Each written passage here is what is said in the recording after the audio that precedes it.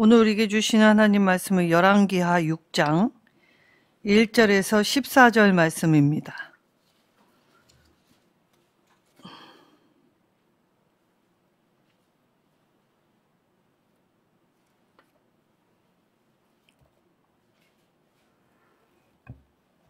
열왕기하 6장 1절에서 14절 말씀. 한 절씩 교독하도록 하겠습니다. 구약성경 569쪽입니다. 선지자의 제자들이 엘리사에게 이르되 보소서 우리가 당신과 함께 거주하는 이곳이 우리에게는 좁으니 우리가 요단으로 가서 거기서 각각 한 제목을 가져다가 그곳에 우리가 거주할 초소를 세우사이다 하니 엘리사가 이르되 가야 하는지라. 그 하나가 이르되 청하건대 당신도 종들과 함께 하소서 하니 엘리사가 이르되 내가 가리라 하고 드디어 그들과 함께 가니라. 우리가 요단에 이르러 나무를 베더니 한 사람이 나무를 벨 때에 쇠도끼가 물에 떨어진지라. 이에 외쳐 이르되 내 주여 이는 빌려온 것이니이다 하니 하나님의 사람이 이르되 어디 빠졌느냐 하매 그것을 보이는지라. 엘리사가 나뭇가지를 베어 물에 던져 쇠도끼를 떠오르게 하고 이르되 너는 그것을 집으라 하니 그 사람이 손을 내밀어 그것을 집으니라. 그때에 아람 왕이 이스라엘과 더불어 싸우며 그의 신복들과 의논하여 이르기를 우리가 아버지 진을 치리라 하였더니 하나님의 사람이 이스라엘 왕에게 보내 이르되 왕은 삼가 아무 곳으로 지나가지 마소서 아람 사람이 그곳으로 나오나이다 하는지라. 이스라엘 왕이 하나님의 사람이 자기에게 말하여 경계한 곳으로 사람을 보내 방비하기가 한두 번이 아닌지라. 이러므로 아람 왕의 마음이 불안하여 그 신복들을 불러 이르되 우리 중에 누가 이스라엘 왕과 내통하는 것을 내게 말하지 아니하였느냐 하니 그 신복 중에 한 사람이 이르되 우리 주 왕이여 아니로소이다. 오직 이스라엘 선지자 엘리사가 왕이 침실에서 하신 말씀을 이스라엘의 왕에게 보아나이다 하는지라. 왕이 이르되 너희는 가서 엘리사가 어디 있나 보라. 내가 사람을 보내어 그를 잡으리라. 왕에게 아뢰어 이르되 보라 그가 도단에 있도다 하나이다. 왕이 이에 말과 병거와 많은 군사를 보내매 그들이 밤에 가서 그 성읍을 에워쌌더라. 아멘. 자, 불의가 법이 될 때 국민의 저항은 의무가 된다. 자, 토마스 제퍼슨이 한 말입니다. 자, 오늘 우리의 이 처해 있는 상황과 같지요. 불의가 법이 될 때, 그러니까 제일 공정하고 그리고 이 국민을 우선하며 돌아보아야 할 법이 불의가 되면 이때의 국민의 저항, 그동안 편리하고 나라와 국가의 안전 안에서 이 편하게 살았던 국민들의 저항은 이제 의무가 된다라고 하였습니다. 자, 공산주의, 특별히 북한의 공산주의는 종교라고 해도 무방합니다. 자, 사상, 이념이 아니죠. 이 기독교와 각종 종교의 이 것들을 교묘하게 믹스하여서 이 김일성과 김정일을 추종하게 만든 것이었습니다. 그래서 이 오늘날에 우리가 지금 대한민국에서 있을 수 있는가라고 말할 때 이 북한을 찬양하거나 또 어린아이들에게 선생님이 북한은 살기 좋은 곳이라고 가르치고 또 이 교과서에도 그렇게 나온다라고 할 때 어찌 이러한 일이 있을까라고 한다면 자, 무조건 세뇌되어서는 아닙니다. 북한의 이 이념과 사상이 종교화되었기 때문에 이단 심리와 똑같은 것이죠. 그러니까 그들이 오늘날 대한민국의 자유 안에서 민주주의라는 표명 아래에 이들이 북한의 이 주적 사상을 교묘하게 심어 놓는 건 이단의 활동하는 영역과 똑같은 방식이지요. 그래서 그들이 지금 이 대한민국 안에서 체제 전복 중이라는 것입니다. 자, 그게 매우 위험한 일. 자, 나라가 안정이 안 되면 우리는 교회 안에서 예배 드릴 수 없습니다. 자, 교회가 없는 이 교회들도 있지요. 그래서 뭐 카페를 일주일에 한 번 빌려서 예배 드리는 사람들도 있습니다.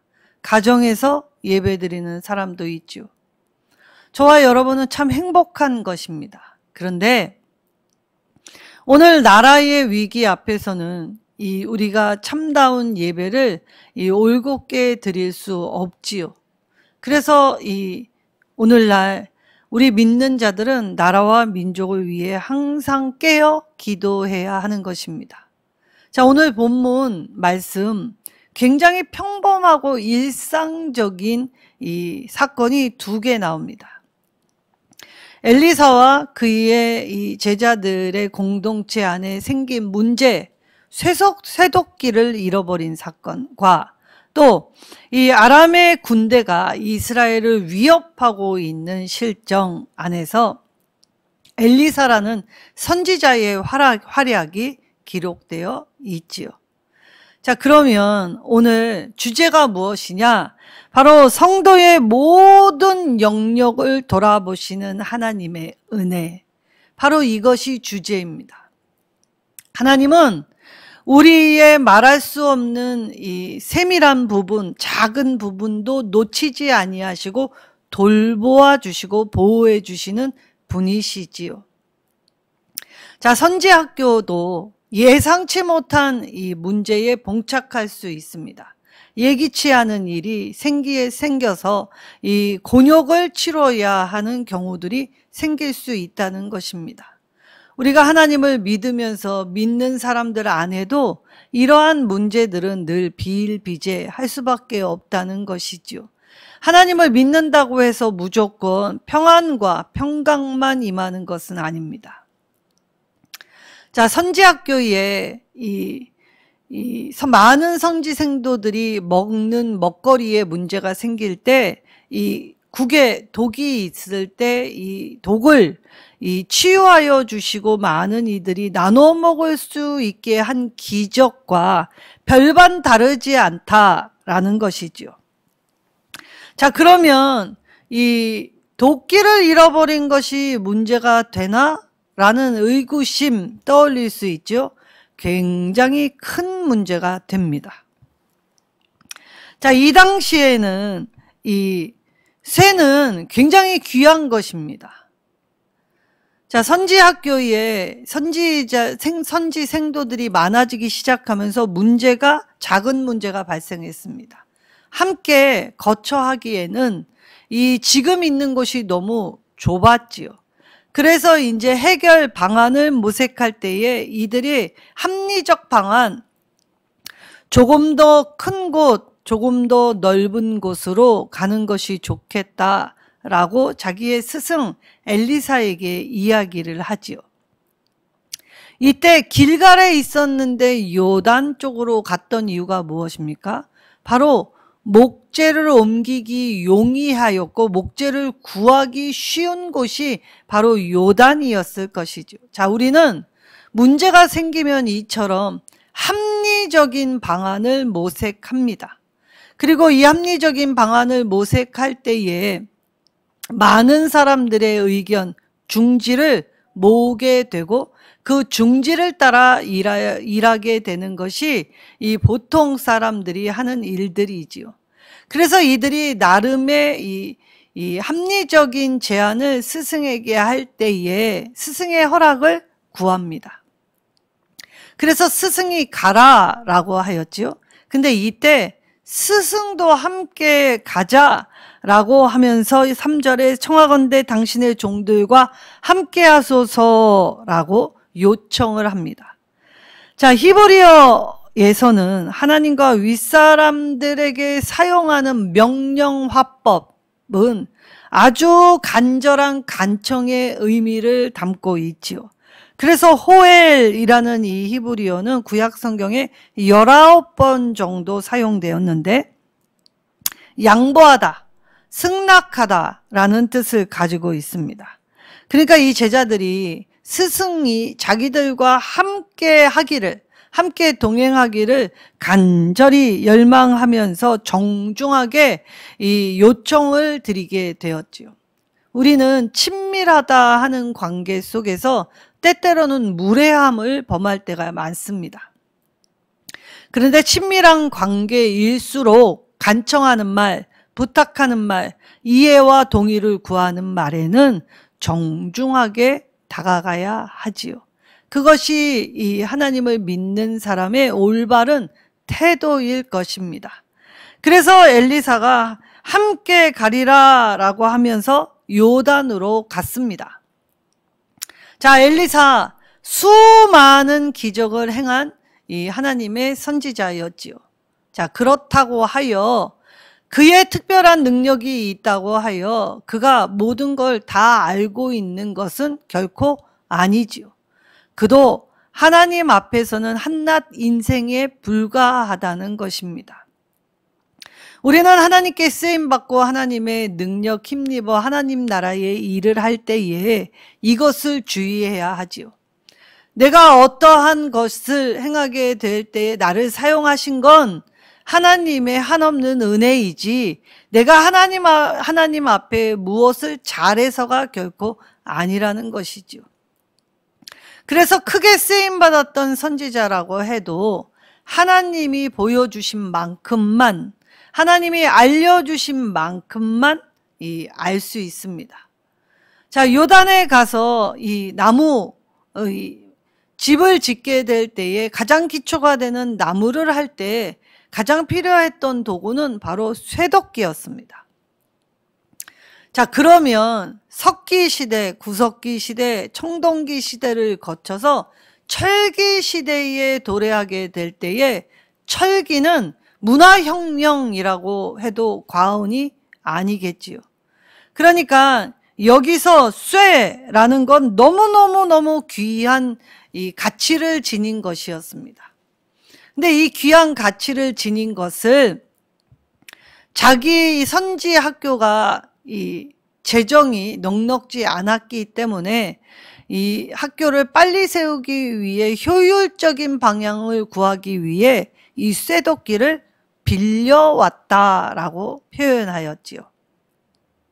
자, 근데 이 쇠도끼에 박힌 자루가 이 손잡이 부분이 헐거워서 그만 나무를 패야 하는데 쇠도끼가 날아가면서 잃어버리게 되어 물에 빠져 잃어버리게 되는 문제가 발생했던 것입니다.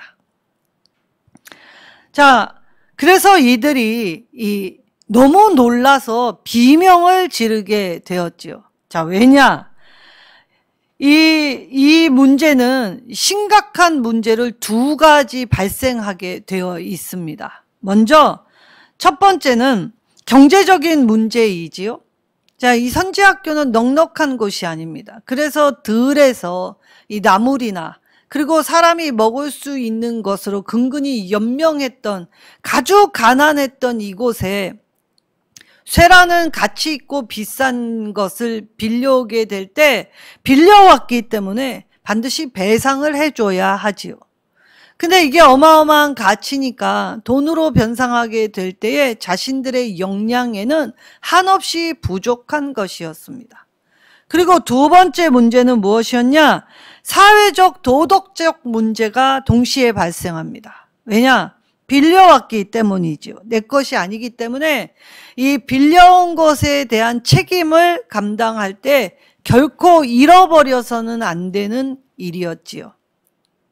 근데 여기에 의도를 가지고 행한 것은 없습니다. 그러니까 나름 열심히 성실하게 오늘을 살았을 뿐인데 그 오늘을 살게 될 때에 오늘 안에서 이 문제 해결을 위하여 이 나름 이 자구책을 방편을 편리를 도모하여 이 일을 행하게 될 때에 이 문제 안에서 더 큰 문제가 이 가중되었다라는 걸 볼 수 있지요. 자, 율법에 따르면 출애굽기 22장 14절에는 이 온전한 값으로 변상해야 합니다. 자, 이스라엘은 남의 재산에 손해를 내면 그것과 더하여 5분의 1을 더하여 이 변상을 해 줘야 하지요. 자, 그러면 이 쇠라는 굉장히 가치 있는 이것을 청동기 문화를 살던 특별히 가난했던 선지 학교에서 돈으로 변상할 수도 없고 온전한 값을 물 수 없다면 어떻게 되어야 합니까? 늘 이 선지 학교에 문제가 생겼을 때 어떠한 일이 발생했습니까? 자녀를 종으로 팔아야 할 이 현실의 이 아픔을 직면해야 될 정도로 어려운 일들이었습니다. 그러니까 쇠도끼를 잃어버리면 지금 자신에게만 주어진 문제가 아니라 자신의 후손들에게까지도 이 영향이 미칠 수 있는 중차대한 사안으로 번졌다는 것입니다. 자, 그때 하나님의 사람이 그것이 어디에 빠졌는가라고 묻지요. 자, 오늘 이 대조적인 본문 안에서는 이 엘리사가 쇠도끼가 빠진 곳은 알 수 없었습니다. 그런데 오늘 본문 안에서 아람 왕이 그것도 침실에서 은밀히 행한 말들은 엘리사가 알았다라는 표현이 있습니다. 자, 엘리사가 어느 부분에서는 몰랐고 어느 부분에서는 이 적들도 인정할 만큼 어떻게 하는지는 모르겠는데 다 알고 있더라. 그 말을 뒤집어서 얘기한다면 하나님이 보여주시는 것만 볼 수 있다는 것이지요. 그래서 엘리사는 라고 놀라서 비명을 지르는 이 선지 제자들을 향해서 이 문제를 해결해 주게 됩니다. 자, 이때 히브리어 라는 이 히브리어는 아하흐라는 단어인데 이게 어떤 단어인가 하면 생명의 위급함을 느끼거나 나라가 멸망하기 직전에 지르는 소리입니다. 그러니까 이 쇠도끼를 잃어버릴 때 나라가 멸망한 것처럼 여겼다. 나는 끝났다. 이제 내 미래는 없다라고 여겼다는 걸 알 수 있지요. 자, 그럴 때 이 엘리사가 오늘 어떻게 하냐면 나무를 벨 때에 이 쇠도끼가 물에 빠질 때 나뭇가지를 베어 물에 던졌다라는 아주 특이한 표현을 하십니다. 자, 이때 이게 과학적으로 그리고 상식적으로 설명 가능한 일입니까? 자, 어디에 빠져 있는지 모르는 쇠도끼가 어디 있느냐 모를 때에 그것을 구하려고 할 때 이 나뭇가지를 패던 도끼가 빠졌는데 나뭇가지를 베어 물에 던졌다. 그런데 그 물을 던지자마자 무거웠던 쇠도끼가 떠올랐다는 것이죠. 떠올랐을 때 가서 죽기만 하면 되게 문제를 해결했다는 것입니다. 자, 그러면 이때 이 물에 떨어질 때 이것은 납득 불가능한 일이죠. 무거우면 가라앉는 것이 이치인데 이것이 떠오르게 됐다라는 것을 이 히브리어 원문으로 보면 넘쳐흐르게 했다라고 하면서 이 기적의 특이성을 이 표현으로 강조하십니다. 그러니까 하나님이 하는 기적은 사람의 생각을 초월하고 상식을 뛰어넘고 그리고 우리가 알 수 있는 방법이 아닌 하나님 자신의 방법, 그래서 살아계신 하나님을 우리의 작은 눈으로, 작은 마음으로 목도하게 될 때에 이 하나님의 이 위대하심과 크심 그리고 살아서 역사하심을 이 우리의 눈으로 이 밝히 보고 흔들리지 않는 믿음의 길을 걸어가게 하시지요. 근데 이 본문의 말씀에서 특이한 것이 하나 있습니다. 쇠도끼가 떠오르는 것도 특이한 점인데, 쇠도끼가 떠올랐을 때에 굉장히 단순하게 이 기사가 처리되는 것을 볼 수 있지요. 자, 이렇게 신비한 일을 일어났는데 막상 그 후속의 결과로 이 사람들이 어떻게 반응을 했다? 이 사람들이 어떻게 받아들였다? 놀랐다. 이 표현이 아무것도 나와 있지 않습니다. 그저 평범하게 이 기적을 담백하게 그 후에 일어난 어떤 일도 기록하지 않으면서 하나님의 기적을 통한 은혜가 우리의 일상에 이처럼 잔잔하게 흐르고 있다는 것. 그래서 하나님의 살아계심을 일상을 통해서 경험시켜 주셨다라는 것이지요.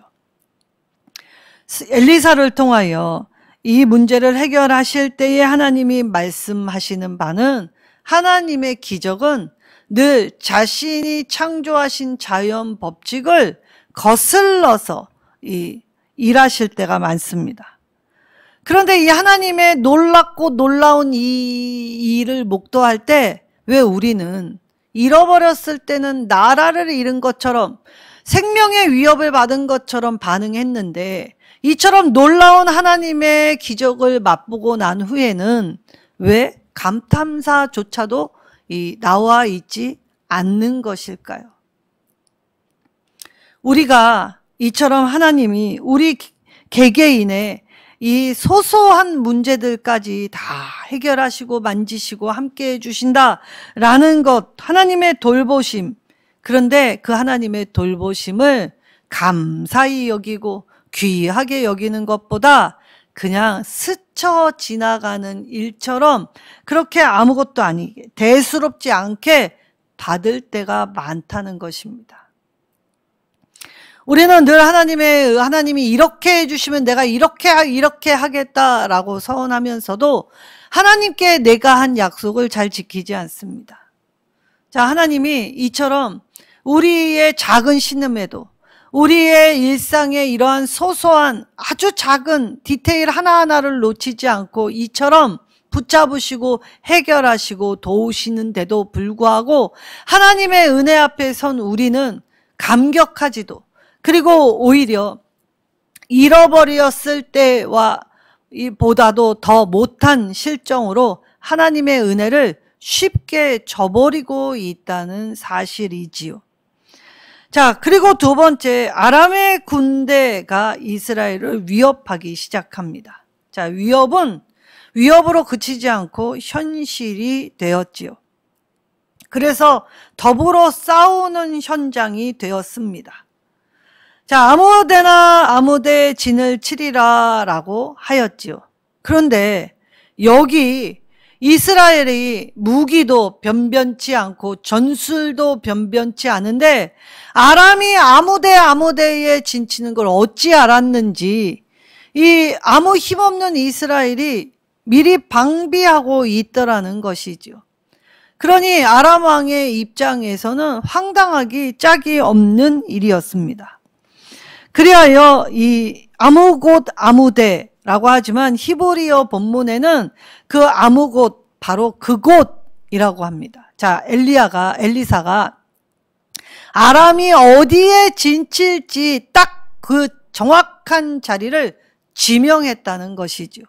그리하여 이 엘리사가 아람 군대의 진군 지점을 정확하게 지목하였기 때문에 이스라엘은 그 엘리사의 지목으로 말미암아 이 방비할 수 있게 되었습니다. 자, 참모들과 작전을 지휘했던 이 아람 왕은 사실 이 전쟁의 승리를 확신하였을지 모르겠습니다. 그런데 이 참모들과의 이 내용이 이 바깥으로 새 나간 것 아닌가? 여기에 이 간첩이 있는 게 아닌가? 우리의 진영의 이야기를 은밀히 퍼돌리는 간첩들이 나도 모르는 사이에 스며들어온 것이 아닌가라고 적절하게 의심할 법하였지요. 근데 이때 신하들이 깜짝 놀라서 억울하다, 절대 그렇지 않다라고 하며 이 왕의 의심을 어떻게 돌립니까? 이 이스라엘에 엘리사라는 하나님의 선지자가 있는데 왕의 침실에서 은밀히 작게 누구도 들리지 않게 했던 말이라 할지라도 엘리사는 다 알고 있다더라. 근데 그 엘리사가 다 알고 있는 건 바로 엘리사가 믿는 하나님이 그렇게 알게 정확하게 그 장소까지 그 지점 이 뚜렷한 것까지도 다 알게 하시더라라는 것이었죠. 자, 우리의 공동체 안에 내부에서 이 작게는 이 굉장히 가치 있는 일이 쉽게 허물어지고 문제가 발생할 때에 이들은 문제가 야기되는 상황과 그 문제의 이 핵심은 간파하지 못했다 하더라도 어떻게 해결하는지는 알고 있었죠. 문제를 가지고 하나님의 사람을 찾아왔습니다. 그리고 하나님의 사람 앞에 부르짖었지요. 그리고 하나님의 사람은 하나님의 이 방법과 하나님의 때를 분별하여 항상 일하게 되었습니다. 그리하여 하나님은 내부적인 이 문제나 외부적으로 적군이 쳐들어와서 사방에 우겨쌈을 갖추게 될 때라도 하나님이 지키시겠다 약속하신 바를 어떻게 이루십니까? 선지자를 통해 하나님의 사람들을 통하여 하나님의 일을 이루어 가십니다. 자, 그럼 이 두 본문 안에서 이 핵심 요점은 무엇입니까? 문제는 언제든 발생할 수 있다. 내가 생각하지 않은 쪽에서 그리고 내가 예기치 못한 상황 속에서도 그러나 하나님 앞에 오면 하나님은 이 모든 문제의 해답을 알고 계시기 때문에 문제를 통하여 하나님 앞으로 나아가야 한다라는 것을 이스라엘은 알고 있었다는 것입니다. 이스라엘이 잘못을 안 한 것이 아니지요. 번번이 실패하고 잘못하였습니다. 그러나 항상 이 해답을 향하여 하나님께 무릎 꿇고 하나님을 향하여 두 손을 높이 펴고 하나님의 이름을 부를 때 하나님이 이 문제를 해결하시지요. 자, 그러면 모든 걸 다 알고 있을 것 같은 왕. 자, 이 왕은 이 정보를 취합하기 위하여 이 많은 정보원들을 각국에 심어 놓습니다. 그리고 위장하여 이 어떠한 일이 펼쳐지고 있는지를 정보를 취합하여 전술을 짜게 되지요. 그런데 어떠합니까? 아무리 정보원 파견하고 그렇게 대비하고 한다 한들 자신은 다 알 수 없는 무력한 존재가 왕이라는 사실이지요.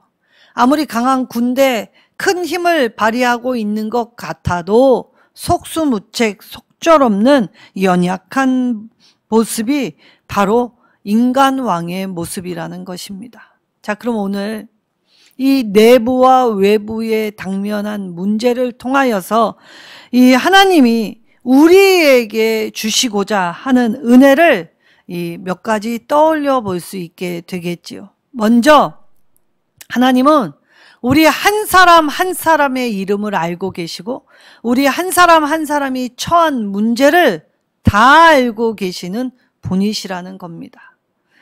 하나님은 우리의 이 마음 속에 그리고 우리의 생각 속에 그리고 우리의 영혼 속에 아주 작고 작은 그래서 누구도 알아채지 못할 그 신음에도 응답을 해주시지요. 하나님의 이 손길은 세미하고 하나님의 손길은 사람이 상상할 수 없는 방식으로 우리를 만져주시고 인도하시며 특별히 임마누엘 우리와 함께 하시는 분이시라고 합니다. 매일매일 이 큰 사랑을 받는데도 내가 받는 이 큰 사랑이 얼마나 귀한 것인지 얼마나 뜨거운 것인지 그리고 이것은 세상이 주는 가치와 바꿀 수 없는 비교할 수 없는 중차대한 것임에도 불구하고 우리는 이 일상에 매일매일 나리는 은혜를 쉽게 저버리고 잊어버리고 그리고 지키지 않고 그리고 하나님의 말씀 앞에 바로 세우지 못할 때가 더 많지요. 그래서 하나님은 우리가 은밀한 중에 행하는 그 어떤 것도, 우리가 아파서 신음하는 것도, 그리고 사람의 소리로 묻혀서 들리지 않는 우리의 영혼의 소리, 마음의 소리까지도 다 알고 계시지요. 그래서 아시는 주님 앞에 나와 하나님의 은혜를 간구해야 했던 것입니다. 하나님은 하나님의 뜻대로 이루어 가시지요. 자, 이때 우리는 하나님의 주권 앞에서 내 뜻을 주장하는 것은 허망한 일입니다. 엘리사는 하나님의 이 능력을 힘입어 하나님의 일을 감당했던 사람이라 할지라도 하나님이 열어주신 만큼 앞서지 않고 뒤처지지 않고 주님을 따라 열어주시는 만큼 받아들여 최선을 다하여 하나님의 일을 행했던 사람입니다. 우리는 이처럼 엘리사처럼 하나님의 방법대로 일하면서 하나님이 공급해 주시는 은혜를 받아야 하지요. 그래서 하나님의 은혜를 묵상하고 곰곰이 씹어 우리가 이 되새김질하여 하나님의 은혜를 깨달을 때만이 우리는 하나님의 방법 앞에 감사하며 나를 낮출 수 있게 되는 것입니다. 그리고 특별히 하나님의 능력을 경험하는 사람에게는 이 하나님의 기적이 일상이 되는 복을 허락해 주십니다. 그래서 오늘 이 문제를 해결할 때 그 어떤 호들갑, 그 어떤 축제의 모습이 없이 그냥 이 일상의 우리의 삶 속에 녹아져 있는 일인 양, 그래서 하나님의 기적을 통한 은혜를 우리의 평범한 일상에서 어떻게 맛보고 느끼며 나아갈지, 그래서 살아계신 하나님을 어떻게 고백해야 하는지 보여주시지요. 하나님은 때로는 우리가 앞장서서 가는 그 길에도 공급하여 주시고 인도하여 주시고 함께해 주시는 분이십니다. 그래서 하나님은 산성과 같이 우리의 울타리가 되어 주시지요. 그래서 우리는 주님의 날개 그늘 아래, 보호 아래 이 주님이 공급해 주시는 힘을, 그 능력을 힘입으면 세상이 줄 수 없는 평안을 맛볼 수 있게 되는 것입니다. 하나님이 이처럼 우리에게 세미하게 세상이 줄 수 없는 평안을 우리에게 끼쳐 주실 때 우리도 하나님의 은혜를 역시 잊지 말고 살아가야겠지요. 그냥 지나가면 일상의 평범한 일이 되지만 그 평범함을 통해 하나님의 사랑을 고백하면 우리의 평범함은 비범함이 된다는 것입니다. 그러면 하나님을 바라고 구할 때 하나님의 응답하심이 우리의 기적이 될 수 있지요. 자, 아람 왕은 엘리사를 제거하려고 합니다. 자, 엘리사 때문에 자기의 일이 번번이 실패로 돌아가는 것에 붕괴하였기 때문이지요.